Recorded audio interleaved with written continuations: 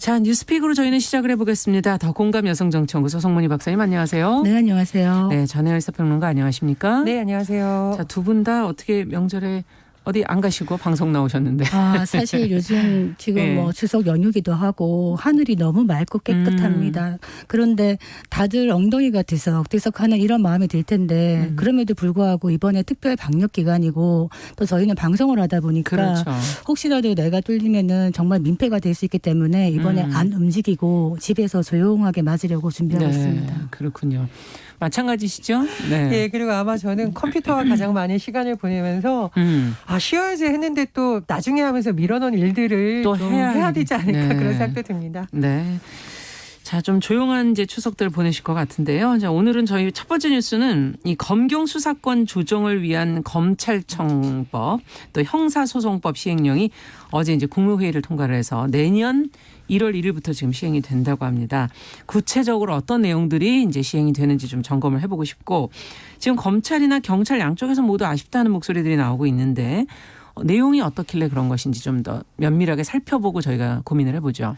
예, 이 내용은 워낙 중요한 내용이기도 하고 조금 복잡합니다. 그래서 제가 이제 키워드로 한번 네. 정리를 해볼게요. 자, 첫 번째는 권력기관 개혁입니다.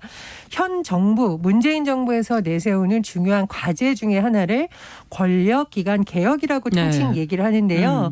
좀 구체적으로 말하자면 문재인 대통령이 21일 이런 회의를 했습니다. 국정원, 검찰, 경찰 개혁 전략회의.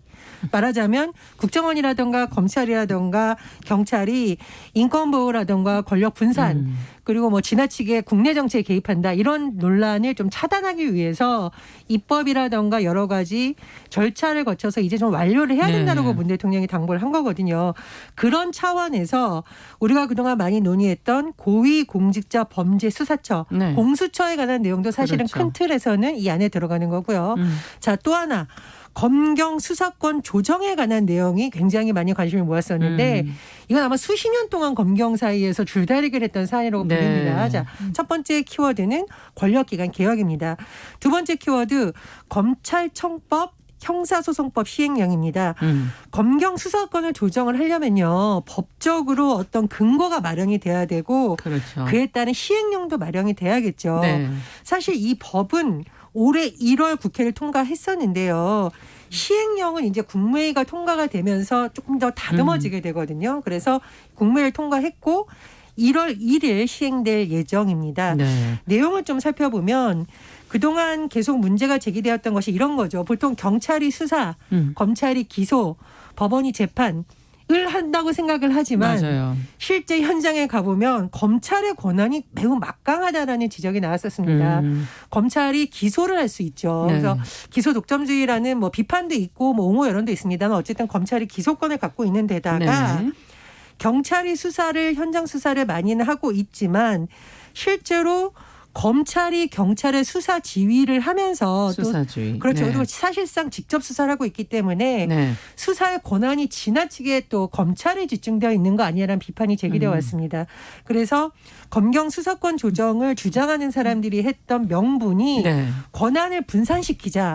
경찰이 현장 수사에 집중해야 되고 검찰은 검찰의 역할을 하는 것이 맞다라는 주장을 했었거든요. 이런 부분이 일부분 반영된 것이 검찰청법과 형사소송법 시행령입니다.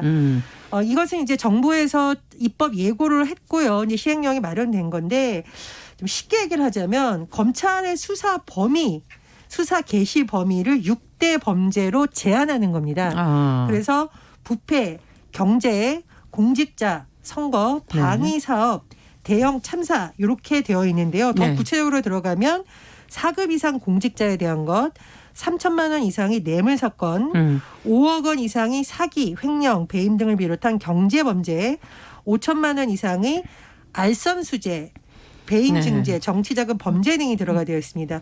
그러니까 검찰청법이라든가 시행령을 통해서 조금 더 이 범위를 구체적으로 명시를 했다. 네. 이렇게 볼 수 있겠죠. 구분해 놨군요. 그걸 그렇습니다. 통해서. 뭐 그 외에도 중요한 내용이 있는데 이 조금 논란이 됐던 부분이 뭐냐면 이 시행령하고 해석하거나 개정하는 것이 법무부 소관이라는 점에서 경찰에서는 조금 반발했습니다. 왜냐하면 법무부 하면 아무래도 검찰. 그렇죠. 그런데 경찰은 행정안전부 소속입니다. 네. 그러니까 경찰에서 이거는 법무부에서 단독으로 할 것이 아니다. 두 부처에서 같이 해야 되는 거 아니라고 주장을 했는데 그 부분이 반영이 되진 않았고요.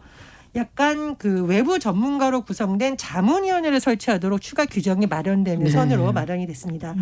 자, 그래서 세 번째 키워드는 뭐냐면은 외형상으로는 봉합, 내적으로는 여전한 줄다리기 이렇게 해석을 할 수가 있겠는데 이 검경 수사권 조정에 대한 법안이 수십 년 만에 마련된 것은 나름 의미가 있죠. 그렇죠. 그리고 검경이 끊임없이 줄다리기를 하면서 결론이 나지 않은 상태에서 잠정적으로만아마 결론이 났다 이런 평가가 나옵니다. 그런데 제가 외형상으로는 봉합이나 여전히 줄다리기를 하고 있다는 것은 양쪽에서 사실 지금 불만이 있어요.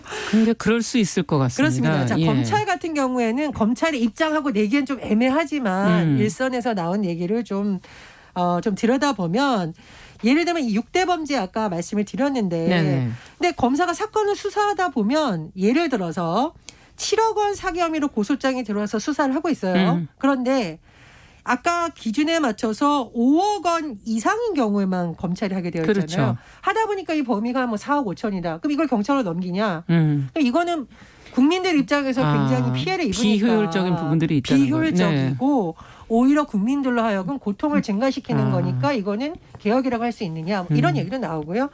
경찰 같은 경우에는 아까 말씀드렸듯이 법무부 지금 소관이라는 것에 대해서 계속 불만 제기를 네. 했는데 어쨌든 법무부 소관이고 자문위원회 형식이 됐기 때문에 여러 가지 주장이 반영되지 않았다라는 좀 비판이 나올 수가 있는 거죠. 근데 양쪽이 이제 뭐 어쨌든 내부적인 줄다리기는 할 것 같습니다만 어쨌든 법안이 마련됐기 때문에 큰 틀에서는 검경 수사권 조정이 되었다. 정리가 돼가고 네, 있는 거다. 이렇게 해석을 할 수 있습니다. 네, 어떻게 보십니까? 이제 평가를 좀 해보죠. 사실 이 검경 수사권 조정이라는 게 아까 말했듯이 권력기관 개혁의 네. 문제거든요. 검찰도 권력기관이고 경찰도 권력기관이에요. 네. 그래서 국민의 입장에서 본다면 이 두 기관 중에 어떤 기관에 더 권한이 가는 것이 국민의 인권보호, 권익보호에 도움이 될까 조금 고민하게 되는 시점인데 사실은 그동안 너무 검찰의 과도한 권한에 집중이 있었다. 네. 그래서 일정 부분은 사실은 경찰에게 좀 떼어주는 형식으로 흘러갔었거든요. 이 처음 법 취지 자체가. 예. 그래서 경찰에게 1차적인 수사 종결권도 주는 것이죠. 근데 또 만약에 경찰에게 1차적인 수사 종결권을 주면은 경찰이 그냥 마음대로 만약에 수사를 종결해 버리면 이거 어떻게 하느냐. 그래서 거기에 대해서 검찰이 보완 수사라든가 재수사를 요구할 수 있도록 또 보완 장치를 마련하는 겁니다. 네. 이런 식으로 계속 이제 어떤 힘겨루기 비슷하게 왔는데 긍정적인 거는 이 수사 과정에서 이제 인권 보호를 위해서 그동안 문제가 많이 되었던 심야 조사를 제한한다든가 변호인 조력권을 보장하고 별건 수사 금지 이런 것들은 바람직한 방향이라고 봅니다. 그런데 문제는 아까 말했듯이 그 검찰이 할 수 있는 6대 범죄가 있죠. 네. 거기서 아까 말했던 5억, 7억 그럼 왜 중요하냐면 5억 이상의 만약에 사기, 횡령, 배임, 경제범죄 조사하다가 분명히 7억 이상으로 했는데 그만큼 결과가 나오지 않는다 그러면 경찰로 다시 넘기죠. 그러면 이제 우리 그 국민의 입장에서는 이중 수사를 또 받아야 되는 번거로움이 있는 것이라 이거 권한 분점이 비효율적이다 이런 비판이 있는데 여기에 대해서 검찰, 경찰 다 서로 내가 좀 더 받으면 우리가 효율적으로 할 수 있는데 이런 인식이 있는 겁니다. 실제로.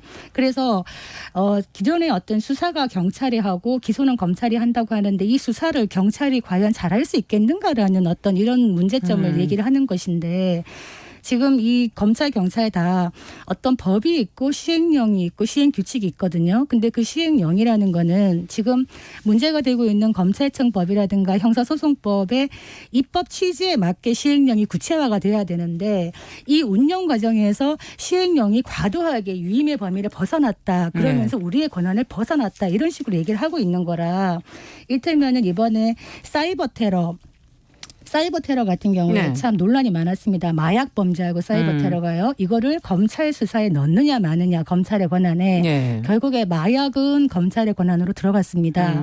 그런데 사이버 테러는 검찰의 수사 범위에서 제외가 됐습니다. 이런 식의 어떤 조정이 있는 것인데 가장 큰 문제점은 제가 볼 때는 자치경찰제 같아요. 자치경찰제. 그거는 어떤 건가요?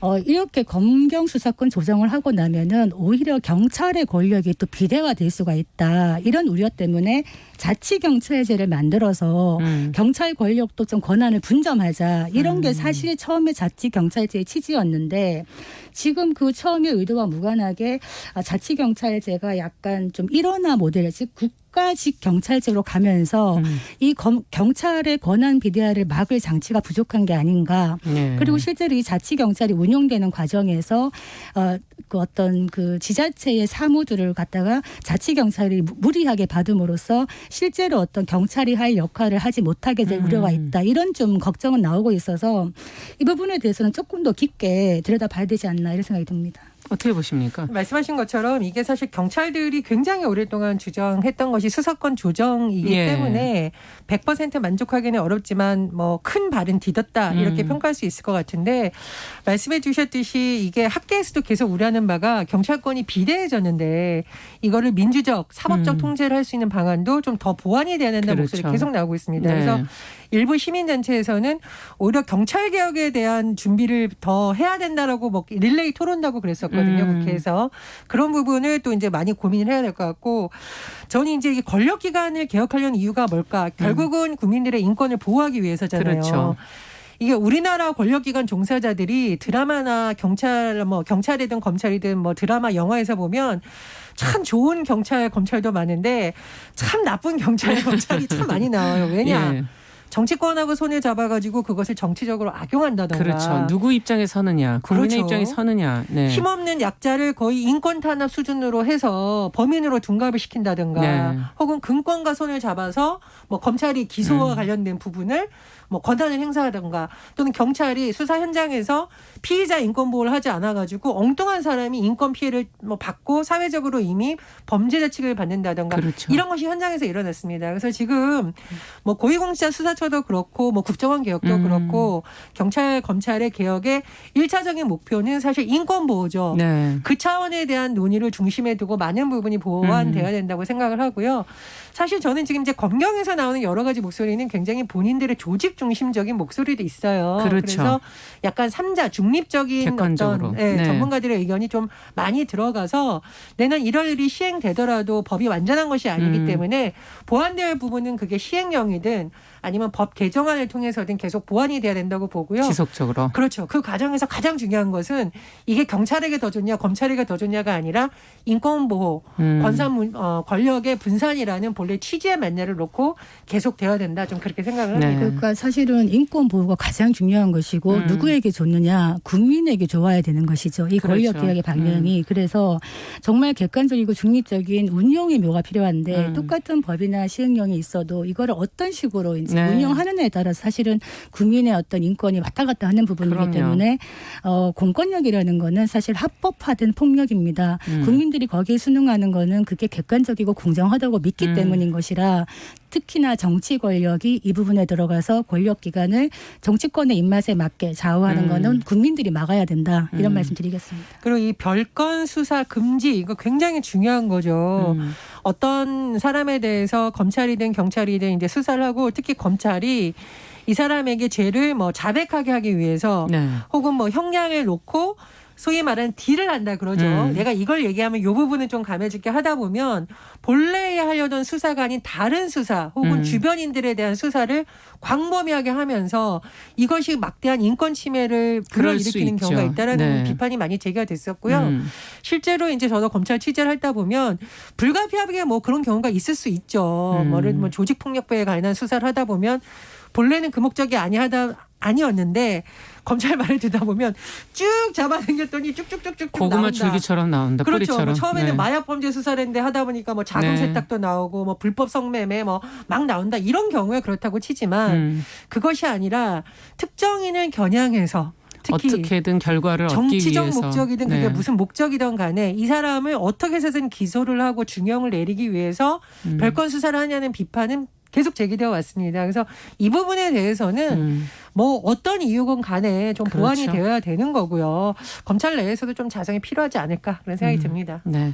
어쨌든 뭐 수사권의 조정에 있어서 이 범위 뭐 이걸 가지고 줄다리기를 하지만 국민들은 결국 그 결과가 어떻게 나오느냐를 아마 지켜보고 계실 거고 그것으로 권한을 더 많이 가져갈 수 있지 않을까 하는 그런 생각도 들기도 하네요. 자, 두 번째 뉴스는 한국토지주택공사가 디지털 성범죄를 예방하기 위해서 QR코드 인증 방식을 이용한 지금 안심 화장실 도입을 추진한다고 하는데 어떤 내용인지 QR코드 지금 안전 여러 가지를 생각한 것 같긴 해요. 저희가 지금 코로나19 상황에서 QR코드 좀 쓰고 있으니까요. 관련 내용 보면서 문제점이 있는지 한번 생각해 보도록 하겠습니다. 예, 우리가 이제 공중 화장실, 공공 화장실 갔을 때 여성들이 참 두려워하는 부분이 불법 촬영물. 예전에 그렇죠. 이제 몰래카메라고 했지만 지금 불법 촬영이라고 하는데요. 불법 촬영이 혹시 돼 있어서 내 모습이 이거 디지털 성범죄 악용되는 거 아닐까 굉장히 우려를 많이 하게 되잖아요. 예. 그래서 한국토지주택공사에서 여성용 공공 화장실에 출입관리 시스템을 이제 적용을 하겠다고 하고요. 양주시, 세종시 이런 6곳에 일단 시범 도입하겠다는 겁니다. 근데 네. 출입관리 도대체 어떻게 하냐? 사람이 지키고 있냐? 그럴 수는 없잖아요. 네. 어떻게 하냐면 일단 여성이 이제 스마트폰에 우리 앱이라고 하죠. 예. 애플리케이션을 다운받아요. 통신사의 인증을 받아서 우리 왜 QR코드 요즘 받잖아요. 네. QR코드를 받습니다. QR코드를 쉽게 말하면 찍어야 들어갈 수 있도록 문이 하겠다는 열리는 거죠. 그럼 우리가 일반적으로 생각했을 경우에는 통신사에서 보통 우리 가입할 때 다 정보 받잖아요. 네. 그러니까 아마 남성들은 이걸 자체를 받을 수가 없으니까 못 들어갈 거고 그러다 보면 조금 더 안전해지지 않겠느냐 이렇게 생각한 것 같고요. 만약에 화장실에 어떤 여성이 들어갔는데 3시간이 지나도 안 나온다. 이런 경우에는 뭐 쓰러졌을 수도 있고 그렇죠. 혹시나 범죄가 화장실 내에서 있을 수 있으니까 이런 경우에는 자동 위험 경보 기능을 추가하겠다. 이렇게 밝혔습니다. 그리고 이 QR코드 같은 경우에는요. 일회용이라고 합니다. 그래서 개인정보 포함하지 않고 뭐 암호화 기능을 넣어서 도용방지 기능도 하겠다라는 것이 토지주택공사의 어떤 입장이긴 합니다. 네. 그러나 뭐 어떻게 보면 굉장히 좋은데 사실은 좀 여러 가지 비판의 소지가 있기 때문에 좀 네. 한번 대화를 나눠봤으면 합니다. 예, 지금 뭐 저는 다른 것보다 아니 뭐 휴대전화를 만약에 분실했다면 어떻게 해야 되나 뭐 들어갈 수 있는 건가 뭐 여러 가지 생각이 드는데요.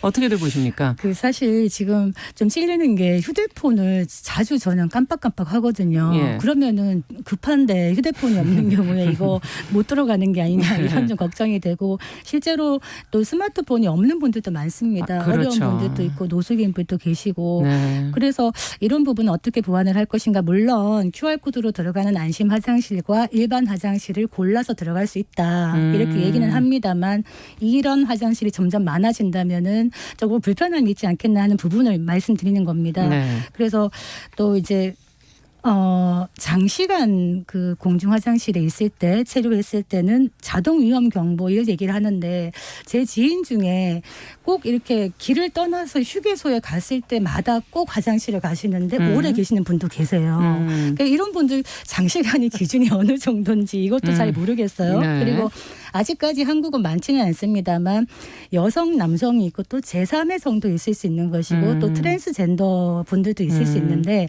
이런 분들은 나는 과연 어디로 가야 되나 또 헤매일 수가 있는 것이죠. 그래서 저는 이 QR코드가 참 친숙하게 많이 편안하게 사용이 되고는 있는데 아직까지 저는 좀 익숙하지가 않은 것 같아요. 네. 근데 이거가 생각보다 이렇게 아주 편리한 건 아닐 수도 있어서 여기에 접근 가능성이 떨어지는 분들은 어떻게 해야 되나 이런 좀 고민은 됩니다. 그러네요. 저는 사실 이게 고령자 어르신들이 네. 공원 같은 데 가면 일단 화장실까지 가는 것도 되게 힘들어하세요.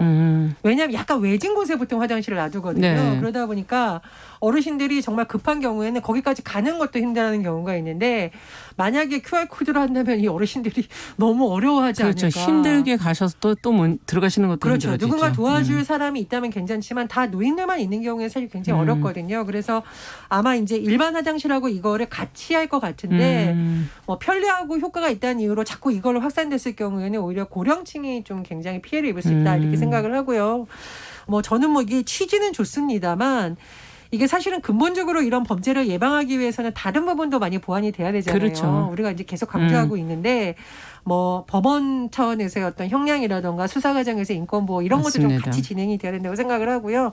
그리고 사실 이게 대포폰 요즘 문제가 되고 네네. 있는데 본인 명의가 아니에요. 그럼 그런 거 여성의 사용하시는 명의로 분들. 되어 있는 전화를 남성이 범죄 목적으로 가지고 있는 경우에는 식별이 되지가 않습니다. 그래서 이런 허점도 있다라는 것을 좀 미리 생각을 좀 하셔야겠네요. 미리 좀 생각을 해봐야 되지 네. 않을까 좀 싶습니다. 그런 경우는 정말 심각하죠. 그러네요. 여성이 휴대폰을 남성이 갖고 들어갔을 때는 더 위험할 수 있다. 그리고 지금 말했듯이 이런 시스템으로 불법 촬영이나 이런 성범죄가 완벽히 위원회 차단되기는 매우 힘들다. 엄격한 처벌이 필요하다. 그리고 고령자 아까 말씀하셨는데 점점 이제 고령화 사회가 되어가고 있는데요. 고령층 분들은 생리 연상을 조절하기가 많이 힘들어지는 부분이 있습니다. 네. 그렇기 때문에 언뜻 드는 생각이지만 고령자들을 위한 화장실을 또 좀 별도로 조금 하면 어떻겠는가 네. 이런 생각도 듭니다. 네. 자, 마지막으로 저희가 추석 연휴가 시작이 되기 때문에 요즘에 축항스 떠나시는 분들이 많으셔서 관련 뉴스 제주와 강원도로 지금 몰리고 있다는데 이렇게 되면 해당 지역 주민들도 걱정이시고 방역에 또 악영향을 미치지 않을까 이런 우려도 되고요. 관련 뉴스를 좀 저희 정리해 볼까요?